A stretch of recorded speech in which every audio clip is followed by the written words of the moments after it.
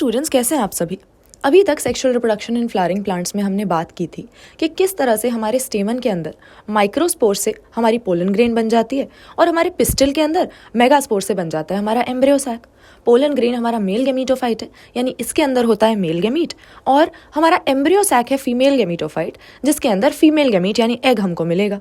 अब आगे हमको ये डिस्कस करना पड़ेगा कि ये दोनों गैमीट्स बन तो गए हैं, गैमीटोफाइट तैयार तो हो गए हैं, लेकिन इनका यूनियन कैसे करवाया जाएगा, और इसके लिए पॉलिनेशन बहुत ज़रूरी है। In the preceding sections, you have learnt that the male and female gametes in flowering plants are produced in the pollen grain and embryo sac respectively. As both types of gametes are non-motile, they have to be brought together for fertilization. How is this achieved? दोनों ही non motile हैं, दोनों में से कोई भी खुद से चल के दूसरे के पास नहीं आ सकता, तो अब कुछ ना कुछ तो करना पड़ेगा इनको साथ में लाने के लिए। Pollination is the mechanism to achieve this objective. Transfer of pollen grains which are shed from the anther to the stigma of a pistil is termed pollination. तो anther जब मैच्योर हो गया, डेहिस हुआ, उसमें से जो पोलन ग्रेन्स निकल कर आई, रिलीज हुई, उनका स्टिग्मा तक पहुंचना, यही प्रोसेस पॉलिनेशन कहलाता है। Flowering plants have evolved an amazing array of adaptations to achieve pollination. They make use of external agents to achieve pollination. अब यार खुद से तो हमारी पोलन ग्रेन्स मोटाइल है नहीं, पहुंच नहीं सकती हैं हमारे स्टिग्मा तक, तो अब किसी एक्सटर्नल एजेंट की मदद लेनी पड़ेगी, क्योंकि खुद में मोटिलिटी नहीं है, इसीलिए किसी और एजेंट की मदद से, किसी ना किसी के सहारे से पोलन ग्रेन्स को स्टिग्मा तक पहुंचाना होगा, यही पॉलिनेशन कहलाता है। And depending on the source of pollen, pollination can be divided into 3 types. 3 तरह की पॉलिनेशन हम कह सकते हैं, 3 कैटेगरी में इसको बांट सकते हैं, जिसमें पहली होती है हमारे पास autogamy. In this type autogamy के अंदर pollination is achieved within the same flower. यार हमारे पास एक फ्लावर है जो कि बाइसेक्सुअल है, उसी फ्लावर के पास एंथर भी है, उसी फ्लावर के पास स्टिग्मा भी है, और उसी फ्लावर के एंथर में से निकल के पोलन ग्रेन उसी के स्टिग्मा पे अगर गिर गई तो इसी को हम ऑटोगेमी कहेंगे। Transfer of pollen grains from anther to the stigma of same flower is autogamy. In a normal flower which opens and exposes the anthers and stigma, complete autogamy is rather rare.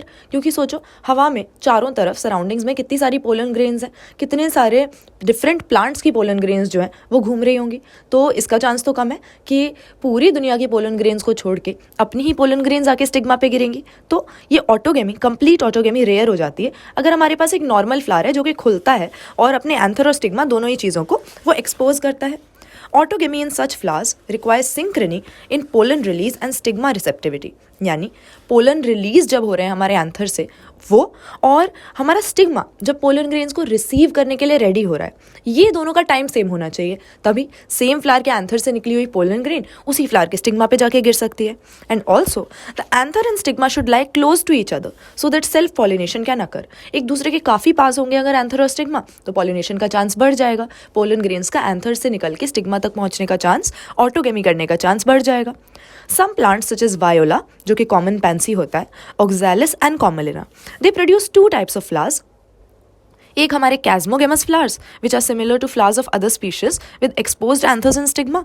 कैस्मोगेमस मतलब वो flower जो खिल जाता है, जो खुलता है और उसके अंदर के एंथर और स्टिग्मा हमको नजर आते हैं. लेकिन दूसरी तरफ क्लिस्टोगेमस फ्लावर्स होते हैं which do not open at all, बंद ही रहते हैं, तो उनके अंदर जो एंथर और स्टिग्मा है वो भी बंद हो जाएंगे, चारों तरफ की पोलन ग्रेन्स उनके अंदर तक नहीं पहुंच पाएंगी, और ना खुद की पोलन ग्रेन्स कहीं बाहर निकल के जा सकती हैं.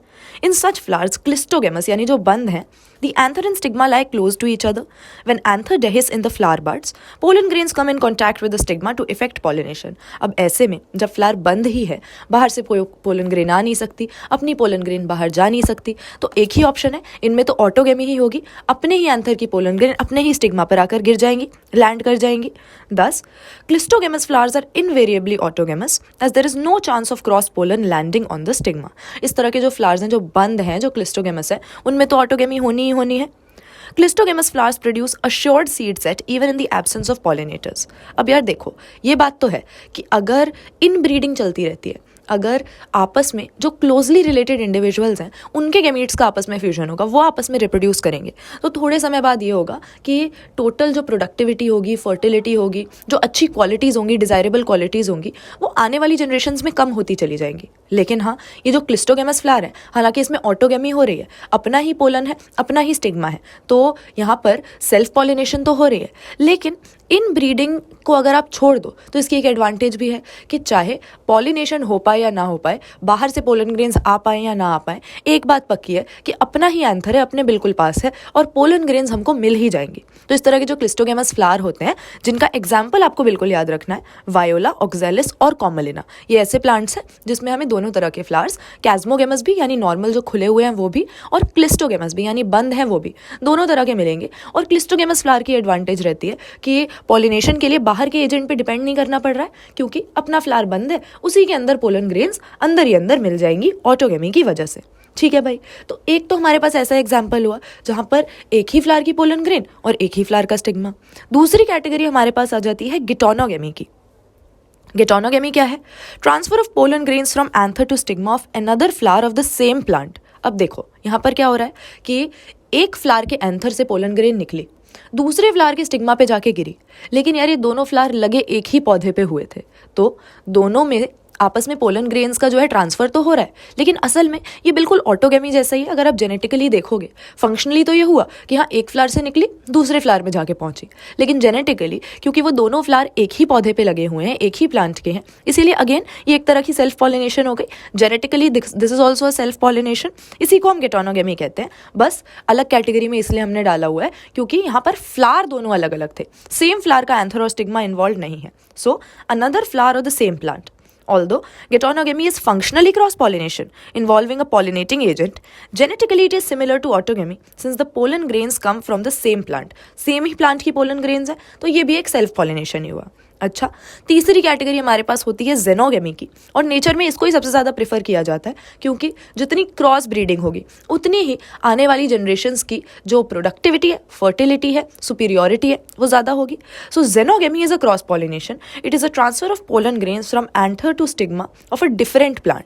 किसी एक प्लांट पे फ्लावर लगा हुआ था, उसके एंथर से पोलन ग्रेन चली, और किसी दूसरे प्लांट पे कोई फ्लावर लगा हुआ था, उसके स्टिग्मा पे जाके गिरी, तो इसको हम जेनोगेमी कहेंगे। It is the only type of pollination which during pollination brings genetically different types of pollen grains to the stigma। तो पूरी तरह से जो क्रॉस पॉलिनेशन है वो जेनोगेमी ही होती है। तीन तरह की पॉलिनेशन हमने पढ़ी, ऑटोगेमी, गिटोनोगेमी और जेनोगेमी, और हमारे पास सेल्फ पॉलिनेटेड और क्रॉस पॉलिनेटेड फ्लावर्स के एग्जाम्पल्स भी हैं।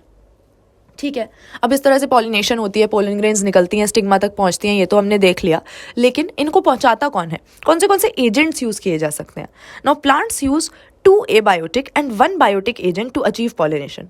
दो तरह के एबायोटिक यानी नॉन लिविंग एजेंट्स हो सकते हैं जिसमें विंड या वाटर आ जाते हैं। विंड या वाटर की मदद से प्लांट्स जो है अपने पोलन ग्रेन्स को स्टिग्मा तक पहुंचाने की कोशिश कर सकते हैं। और बायोटिक एजेंट जो है यानी लिविंग, वो हो जाते हैं एनिमल्स। तो कई सारे एनिमल्स भी पोलन ग्रेन्स के ट्रांसफर का काम करते हैं, जैसे आप जानते ही हो। Majority of plants use biotic agents for pollination. तो ज़्यादातर आप यही देखोगे कि कोई ना कोई एनिमल, मोस्टली इंसेक्ट, प्लांट्स की पोलन ग्रेन्स का ट्रांसफर करने का काम कर रहा है, पॉलिनेशन का एजेंट बना हुआ है। विंड और वाटर की मदद से जो है पॉलिनेशन काफ़ी कम कंपैरेटिवली हमें देखने को मिलती है बायोटिक एजेंट्स के कंपैरिजन में। Only a small proportion of plants use abiotic agents. Pollen grains coming in contact with stigma is a chance factor in both wind and water pollination. Wind and water दोनों में ही क्या है? Wind या water के currents की मदद से pollen grains जा रही हैं। अब वो पहुंचेंगी या नहीं, इसके चांसेस काफ़ी कम होते हैं, पक्का नहीं कह सकते। लेकिन इंसेक्ट जो है, अगर उसको उस फ्लावर पे जाना है तो वो पोलन ग्रेन को लेकर भी आएगा और फिर दूसरे फ्लावर में भी ज़रूर जाएगा, तो पोलन ग्रेन्स के ट्रांसफ़र होने का, स्टिग्मा तक पहुंचने का चांस बढ़ जाता है, क्योंकि उस फ्लावर को वो इंसेक्ट बार बार विजिट करेगा ही करेगा। वो एनिमल या पर्टिकुलरली ज़्यादातर इंसेक्ट्स हम देखते हैं, वो उस फ्लावर को रिपीटेडली विजिट करता है, तो सेम टाइप के फ्लावर को बार बार विजिट करने पे कहीं से पोलन ग्रेन लाके और कहीं तक पहुंचा देगा, इसका चांस अच्छा खासा बना रहता है। ठीक है, to compensate for this uncertainty associated loss of pollen grains, the flowers produce enormous amount of pollen when compared to number of ovules available for pollination. तो इसीलिए पोलन ग्रेन्स काफ़ी बड़ी क्वांटिटी में प्रोड्यूस होती हैं, क्योंकि हमारे पास एम्ब्रियो सैक के अंदर एग तो एक ही है, लेकिन पोलन ग्रेन भी अगर एक ही भेजी उसको फर्टिलाइज करने के लिए और वो रास्ते में कहीं रह गई, नहीं पहुँच पाई, तो क्या फिर तो रिप्रोडक्शन ही नहीं हो पाएगा। इसीलिए रिप्रोडक्शन को इंश्योर करने के लिए रास्ते में अगर पोलन ग्रेन्स रह भी जाएँ, कई सारी अगर किसी रीज़न से नहीं भी भी पहुंच पाए तब भी रिप्रोडक्शन हो जाए, इसीलिए बहुत लार्ज नंबर में पोलन ग्रेन्स बनाई जाती हैं, जैसा कि हम और सेक्सुअल रिप्रोडक्शन में भी देखते हैं, सिर्फ प्लांट्स की ही नहीं, हमारे केस में भी देख लो। अब फीमेल रिप्रोडक्टिव ट्रैक्ट के अंदर एक एग बैठा हुआ है, वेट कर रहा है कि स्पर्म्स आके उसको फर्टिलाइज करेंगे, लेकिन किसी रीज़न की वजह से बहुत सारे स्पर्म्स अगर नहीं पहुंच पाए जहां पर एग है वहां तक, इसीलिए इंश्योर करने के लिए कोई ना कोई स्पर्म तो पहुंच ही जाए, लार्ज नंबर में स्पर्म्स एक बार में रिलीज किए जाते हैं। तो यहाँ पर चलो देख ले कि हमारे जो एबायोटिक और बायोटिक एजेंट्स हैं, कौन कौन इनकी मदद से किस तरह से पॉलिनेशन करवाता है और इस तरह के प्लांट्स के कैरेक्टरिस्टिक्स क्या होते हैं। सबसे पहले एबायोटिक एजेंट के साथ शुरू करते हैं और विंड की बात कर लेते हैं। Pollination by wind is more common amongst abiotic pollination. अब एबायोटिक में भी हमारे पास दो चीज़ थी, विंड और वाटर। इसमें से भी विंड ज़्यादा लोग यूज़ करते हैं, ज़्यादा प्लांट्स यूज़ करते हैं अपनी पॉलिनेशन करवाने के लिए। Wind pollination requires that pollen grains are light and non-sticky so that it can be transported in wind currents. अगर light नहीं होंगी, अगर भारी pollen grains होंगी तो हवा के साथ उड़ेंगी कैसे, और अगर sticky होंगी तो रास्ते में कुछ भी उनको मिल गया उसके साथ चिपक जाएंगी, आगे बढ़ ही नहीं पाएंगी। इसीलिए pollen grain का light और non-sticky होना तो ज़रूरी है। They often possess well exposed stamen। इस तरह के जो फ्लावर होते हैं उनके स्टेमन वेल एक्सपोज्ड होते हैं, बाहर को निकले होते हैं, ताकि उसमें से पोलन ग्रेन जब रिलीज हो तो आसानी से हवा के साथ बहती हुई चली जाए। और वहाँ पर लार्ज ऑफन फेदरी स्टिग्मा हमको मिलेगा to easily trap airborne pollen grains. Stamen भी जो है वेल एक्सपोज्ड होगा ताकि पोलन ग्रेन्स को आसानी से रिलीज कर सके, हवा के साथ पोलन ग्रेन्स बहती हुई चली जाए, और जो स्टिग्मा उस पोलन ग्रेन को रिसीव करने वाला है वो भी बड़े से साइज का होता है, फेदरी होता है, ताकि आसानी से हवा के साथ जो पोलन ग्रेन्स आ रही हैं उनको रिसीव कर सके, to easily trap the airborne pollen grains. Wind pollinated flowers often have a single ovule in each ovary and numerous flowers packed into an inflorescence. A familiar example is the corn cob. अगर आप जो भुट्टा खाते हो उसको देखो तो उसमें से सफ़ेद से कुछ रेशे रेशे निकल रहे होते हैं। असल में ये रेशे क्या है? The tassels that we see are nothing but the stigma and style which wave in the wind to trap pollen grains. Stigma और style ही हैं जो well exposed है, feathery है और हवा में झूलते रहते हैं कि pollen grains आए तो वो उनको रिसीव कर लें। Wind pollination is quite common in grasses. तो मोनोकॉट्स में जनरली इस तरह से विंड की मदद से पॉलिनेशन हमको मिलती है। अच्छा, वाटर की अगर बात करें, pollination by water is quite rare in flowering plants and it is limited to about 30 genera, mostly monocots. तो विंड की मदद से भी ज़्यादातर मोनोकॉट्स ही पॉलिनेशन कर रहे थे, और वाटर को भी कुछ गिने चुने प्लांट्स यूज़ करते हैं अपनी पॉलिनेशन के लिए, और वो भी मोनोकॉट्स में ही आ जाते हैं। As against this, you would recall that water is a regular mode of transport of male gametes in the lower plant groups such as algae, bryophytes and pteridophytes. तो यार algae, bryophyte और pteridophyte तो अपने male gamete को female gamete तक पहुंचाने के लिए जो है वाटर पे डिपेंड करते हैं, वाटर ही मीडियम है मेल गैमीट के ट्रांसपोर्ट का।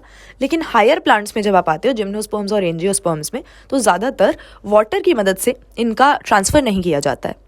It is believed, particularly for some bryophytes and pteridophytes, that their distribution is limited because of the need for water for transport of male gametes and fertilization. इसीलिए bryophytes और pteridophytes हमारे gymnosperms या angiosperms जितने successful नहीं हैं, उतने अलग अलग हैबिटेट में नहीं फैले हुए हैं, क्योंकि उनको पानी की ज़रूरत होती है। जहाँ पर मॉइस्ट कंडीशंस नहीं है, डैम्प कंडीशंस नहीं है, वहाँ पर वो रह ही नहीं सकते हैं। तो some examples of water pollinated plants, अगर हम फ्लावरिंग प्लांट्स में ही बात करें, are Vallisneria and Hydrilla which grow in fresh water and several marine sea grasses such as Zostera. Not all aquatic plants use water for pollination. अब ये भी बात नहीं है कि अगर पानी में कोई प्लांट उग रहा है तो वो पानी की मदद से ही अपनी पोलन ग्रेन्स को भेजेगा। हो सकता है कि वो पानी में उग रहा हो, लेकिन उसका फ्लावर तो पानी के बाहर निकल के आता है ना, और वो फ्लावर किसी इंसेक्ट की मदद से या इवन विंड की मदद से भी अपनी पोलन ग्रेन्स को भेज सकता है। तो सिर्फ अगर पानी में उग रहा है, एक्वेटिक हैबिटेट में रह रहा है, तो इससे भी ज़रूरी नहीं है कि वो वाटर की मदद से ही पॉलिनेशन करे। तो वाटर से पॉलिनेशन करवाने वाले रह जाते हैं बहुत लिमिटेड, और इनके एग्जाम्पल्स 2-3 हमको दिए हुए जो आपको याद रखने चाहिए, वेलिसनेरिया और हाइड्रेला फ्रेश वाटर प्लांट्स और जोस्टेरा जैसे marine sea grasses. So, in a majority of aquatic plants such as water hyacinth and water lily, flowers emerge above the level of water and they are pollinated by insects or wind as in most of the land plants. In Velisneria, the female flower reaches the surface of water by the long stalk and male flowers or pollen grains are released onto the surface of water. They are carried passively by water currents. Some of them eventually reach the female flowers and the stigma.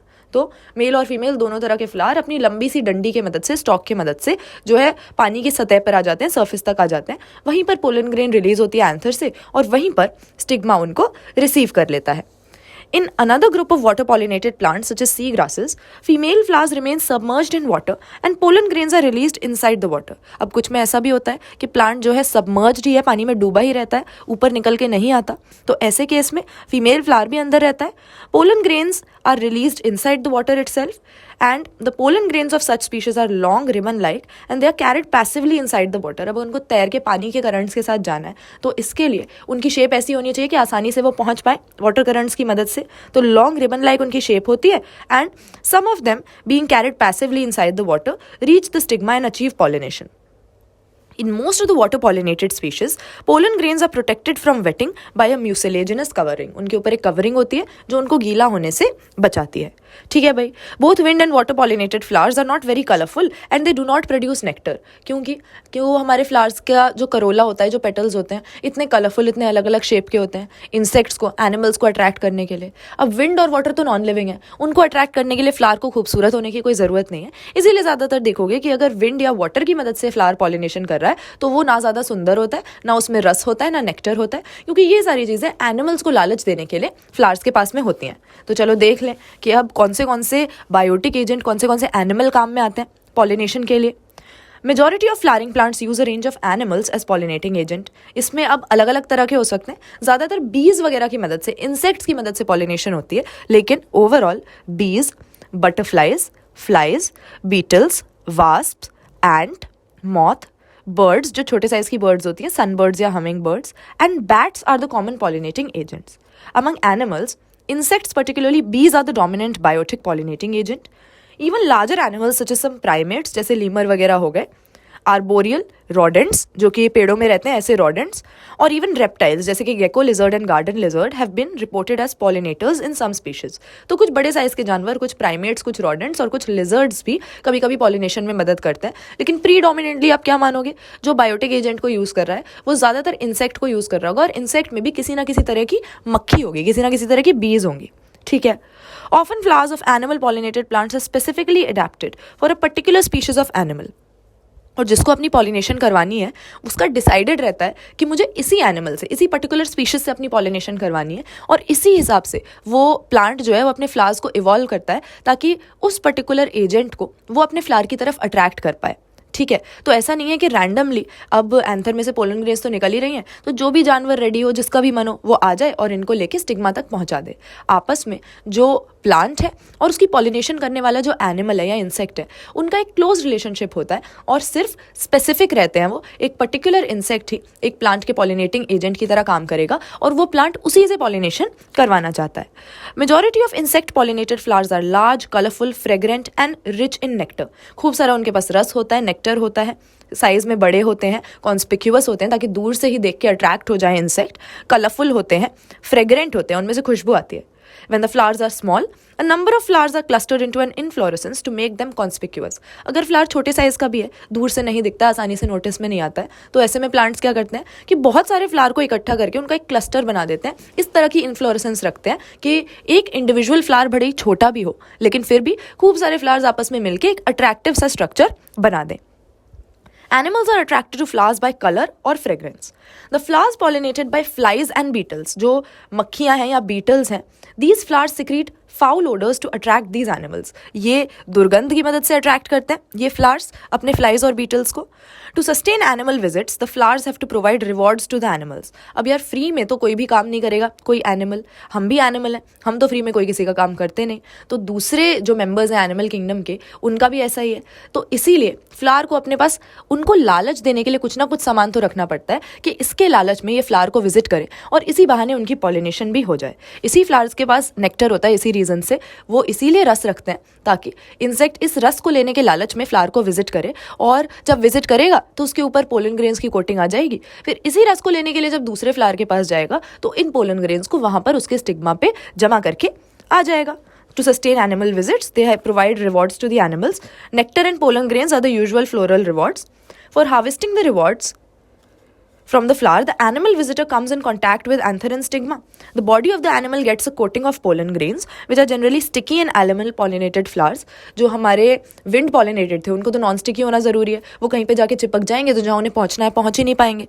लेकिन animals की मदद से जो pollinate होते हैं उनके pollen grains sticky होते हैं ताकि जब एनिमल विजिट करे तो उसके शरीर पे पोलन ग्रेन्स एंथर में से निकल के चिपक जाए, और जब वो किसी स्टिग्मा के पास पहुँचे तो वहाँ पर स्टिग्मा पर भी पोलन ग्रेन्स उसके शरीर से होकर चिपक जाए. तो इस तरह से पोलन ग्रेन्स का ट्रांसफर होता है जब एक ही एनिमल, एक ही पर्टिकुलर इंसेक्ट बार बार डिफरेंट फ्लावर्स को विजिट करता है. When the animal carrying pollen on its body comes in contact with the stigma, it brings about pollination. तो इस तरह से pollination होती है. In some species, floral rewards are in providing safe places to lay eggs. An example is that of the tallest flower of Amorphophallus. The flower itself is about 6 feet in height. तो बहुत ही बड़े size का Amorphophallus नाम के plant का एक flower होता है और इसका एक रिलेशनशिप होता है अपने पॉलिनेटिंग एजेंट के साथ कि इंसेक्ट इसकी पॉलिनेशन तो करेगा, बदले में इस फ्लावर के अंदर उसको एग्स ले करने की जगह मिलेगी. A similar relationship exists between a species of moth and the plant Yucca, where both species, moth and the plant, cannot complete their life cycle without each other. तो यूका प्लांट और इसकी pollination करने वाला जो moth है उनका भी आपस में ऐसा ही रिलेशनशिप है कि तुम मेरी पॉलिनेशन करो और बदले में अंदर फ्लावर के अंदर अपने एग्स ले करने की सेफ जगह तुमको मिल जाएगी जहां पर तुम्हारे बच्चे आराम से ग्रो कर सकते हैं. The moth deposits it's eggs in the locule of the ovary. Ovary के अंदर ही अपने एग्स जो है ले कर देता है. And the flower in turn gets pollinated by the moth. इसके बाद एग्स में से जब बच्चे निकल भी आते हैं, the larvae of the moth come out of the eggs as the seed start developing. अब ठीक है भाई, ये तो हमने देख लिया कि पॉलिनेशन होती है इस तरह से, विंड, वाटर या किसी ना किसी एनिमल की मदद से. लेकिन पॉलिनेशन के बाद कौन से इवेंट्स होते हैं, और हमने पॉलिनेशन की जो 3 कैटेगरी देखी, इनमें से कौन सी सही रहती है, नेचर में कौन सा हमें ज़्यादा देखने को मिलता है, इसके बारे में, पॉलिनेशन के बाद क्या क्या होता है और पॉलिनेशन कैसी होनी चाहिए, इसके बारे में डिस्कस करते हैं अगली बार. तो चलो मिलते हैं अगले पॉडकास्ट में.